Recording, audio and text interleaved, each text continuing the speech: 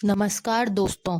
तो आज हम पढ़ेंगे सिविल प्रक्रिया संहिता की धारा 16 वाद का वहां संस्थित किया जाना जहां विषय वस्तु स्थित है। Source to be instituted where subject matter situate. तो धारा 16 को सबसे पहले हम बेयर एक्ट में पढ़ेंगे, उसके बाद इसे आसान भाषा में समझेंगे।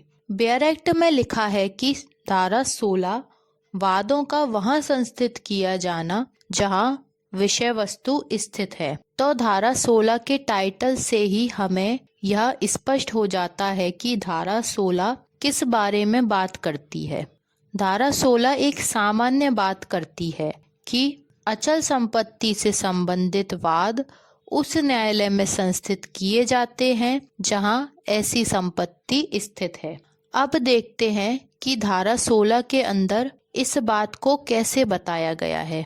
बेयर एक्ट में लिखा है कि किसी विधि द्वारा विहित धन संबंधी या अन्य परिसीमाओं के अधीन रहते हुए वे वाद जो, इसका मतलब है कि किसी विधि द्वारा विहित यानी बताई गई धन से संबंधित या कोई अन्य परिसीमा के अधीन यानी उसके अंतर्गत रहते हुए, उसके अंडर में रहते हुए वे वाद जो, कौन से वाद, जो का से लेकर चा उपधारा में दिए गए हैं। अब हम एक एक करके इन उपधाराओं को देख लेते हैं। उपधारा का में लिखा हुआ है कि भाटक या लाभों के सहित या रहित स्थावर संपत्ति के प्रत्युद्धरण के लिए वाद। इसका मतलब हुआ कि भाटक यानी कि किराया या लाभों के सहित या रहित मतलब लाभों के साथ या उसके बिना स्थावर संपत्ति के प्रत्युद्धरण यानी कि स्थावर संपत्ति को वापस लेने के लिए यदि कोई वाद संस्थित किया जाएगा तो वह उस न्यायालय में संस्थित किया जाएगा जहां वह संपत्ति स्थित है। इसके बाद आती है उपधारा खा, स्थावर संपत्ति के विभाजन के लिए वाद। स्थावर संपत्ति के विभाजन के लिए वाद यानी स्थावर संपत्ति के बंटवारे से संबंधित जो वाद होते हैं उन्हें उस न्यायालय में संस्थित किया जाता है जहां वह स्थावर संपत्ति स्थित है। इसके बाद आता है उपधारा ग, स्थावर संपत्ति के बंधक की या उस पर के भार की दशा में पुरोबंध विक्रय या मोचन के लिए वाद। तो बंधक मतलब होता है कि अपनी संपत्ति को किसी अन्य व्यक्ति को सौंपकर उससे धन उधार ले लेना। तो जो अपनी संपत्ति को बंधक रखता है उसे कहा जाता है बंधक कर्ता, और जिसके पास वह संपत्ति बंधक रखी जाती है वो व्यक्ति बंधक ग्रहीता कहलाता है। इसमें बंधक संपत्ति संबंध 3 तरह के वाद किए जा सकते हैं। पुरोबंध विक्रय और मोचन के लिए वाद, जिसमें यदि बंधक ग्रहीता को बंधक ऋण यानी उसने जो पैसे उधार दिए हैं उसका भुगतान नहीं किया जाता है तो वह उस संपत्ति को विक्रय करने के लिए न्यायालय में वाद कर सकता है या बंधक कर्ता को बंधक संपत्ति के मोचन से रोक सकता है, जिसे पुरोबंध कहा जाता है। अब मोचन क्या होता है? तो मोचन का मतलब होता है मुक्त करवाना। तो जब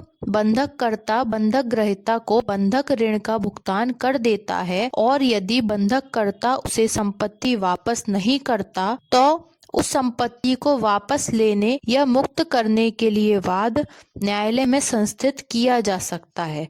तो इस तरह के वाद उसी न्यायालय में संस्थित किए जाएंगे जिसकी स्थानीय अधिकारिता के भीतर वह संपत्ति स्थित है। इसके बाद आती है उपधारा घ, स्थावर संपत्ति में से किसी अन्य अधिकार या हित के अवधारण के लिए वाद। तो इसका मतलब है कि स्थावर संपत्ति से संबंधित यदि कोई अधिकार या हित है तो उसके अवधारण के लिए, उसको निर्धारित करने के लिए वाद उस न्यायालय में संस्थित किया जाएगा जिसकी अधिकारिता की स्थानीय सीमाओं के भीतर वह संपत्ति स्थित है। इसके बाद आती है उपधारा ड, स्थावर संपत्ति के प्रति किए गए दोष के लिए प्रतिकर के लिए वाद, यानी कि स्थावर संपत्ति को यदि किसी व्यक्ति ने कोई क्षति पहुंचाई है तो उस क्षति के लिए क्षतिपूर्ति या प्रतिकर का वाद उस न्यायालय में संस्थित किया जाएगा जिसकी अधिकारिता की स्थानीय सीमाओं के भीतर वह संपत्ति स्थित है। इसके बाद सबसे लास्ट में आता है सबसेक्शन चा, उपधारा चा। इसमें चल संपत्ति की बात कही गई है। चल संपत्ति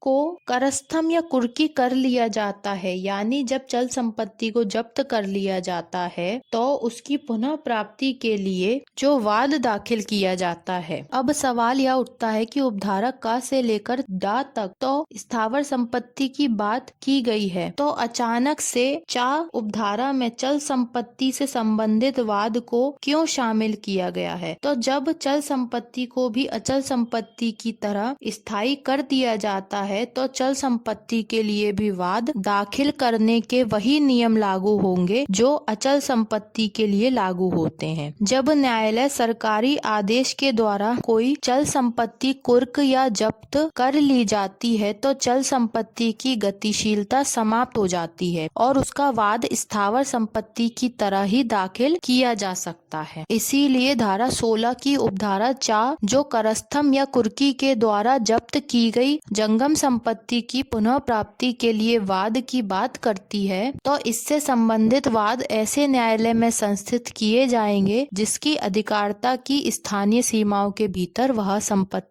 स्थित है। लेकिन धारा 16 के दूसरे पैराग्राफ में एक परंतु को शामिल किया गया है जो धारा 16 का एक अपवाद भी है। धारा 16 के परंतु को पहले हम डायरेक्ट में पढ़ेंगे, उसके बाद इसे समझेंगे। परंतु प्रतिवादी के द्वारा यह निमित्त धारित स्थावर संपत्ति के संबंध में अनुदोष की या ऐसी संपत्ति के प्रति किए गए दोष के लिए प्रतिकर की अभिप्राप्ति के लिए वाद जहां चाहा गया अनुतोष उसके स्वयं अज्ञानुवर्तन के द्वारा पूर्ण रूप से अभिप्राप्त किया जा सकता है, उस न्यायालय में जिसकी अधिकारिता की स्थानीय सीमाओं के भीतर संपत्ति स्थित है या उस न्यायालय में जिसकी अधिकारिता की स्थानीय सीमाओं के भीतर प्रतिवादी वास्तव में और स्वेच्छा से निवास करता है या कारोबार करता है या अभिलाप के लिए स्वयं कार्य करता है, संस्थित किया जा सकेगा। तो इसमें जो परंतु दिया है उस परंतुक से यह बात स्पष्ट होती है कि यदि कोई संपत्ति प्रतिवादी के कब्जे में हो या उसकी ओर से किसी अन्य व्यक्ति के कब्जे में हो तो ऐसी संपत्ति से यदि अपकृत्य किया जाता है तो उस अपकृत्य से हुई क्षति की पूर्ति के लिए वादी की इच्छा से उस न्यायालय में दाखिल किया जा सकेगा जिसकी अधिकारिता में ऐसी संपत्ति स्थित हो या जहां प्रतिवादी निवास करता हो, कारोबार करता हो या लाभ के लिए स्वयं कार्य करता हो। धारा 16 के परंतुक के बाद दिया हुआ है एक स्पष्टीकरण। स्पष्टीकरण में यह बताया गया है कि धारा 16 में जो स्थावर संपत्ति की बात कही जा रही है वह स्थावर संपत्ति कहाँ पर स्थित होनी चाहिए। तो धारा 16 के स्पष्टीकरण को हम पहले डायरेक्ट में पढ़ते हैं। लिखा हुआ है स्पष्टीकरण, इस धारा में संपत्ति से भारत में स्थित संपत्ति अभिप्रेरित है। तो धारा 16 में जो संपत्ति शब्द का उपयोग किया गया है उस संपत्ति का या उस स्थावर संपत्ति का मतलब है कि भारत में स्थित संपत्ति, भारत में स्थित स्थावर संपत्ति। इसका मतलब यह है कि यदि कोई संपत्ति भारत में स्थित नहीं है, धारा 16 में जहां वादों का संस्थित किए जाने के बारे में बताया गया है, धारा 16 के टाइटल से ही स्पष्ट है कि वादों का वहां संस्थित किया जाना जहां पर विषय वस्तु स्थित है, यानी कि जहां पर संपत्ति स्थित है। अगर संपत्ति भारत में स्थित नहीं है तो उस संपत्ति पर सिविल प्रक्रिया संहिता की धारा और सिविल प्रक्रिया संहिता के प्रोविजन लागू नहीं होंगे।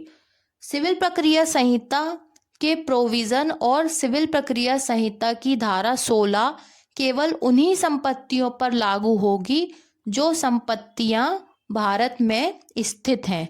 इस बात को स्पष्ट करता है धारा 16 के साथ दिया गया स्पष्टीकरण।